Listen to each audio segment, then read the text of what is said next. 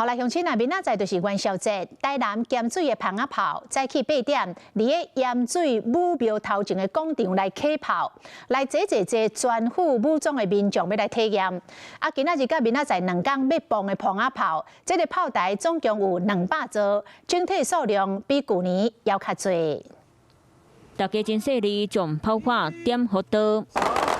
炮声乒乒乓乓，一年一摆，台南元宵咸水蜂仔炮正式起鼓。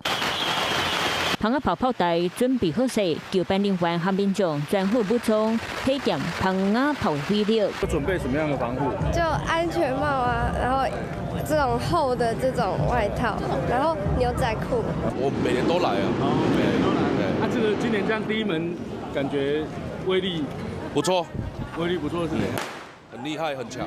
民众全工会居然导览体验，全因为咸水蜂仔炮名声响全台湾。今日透早8点，伫个武庙头前广场正式为活动拍开序幕。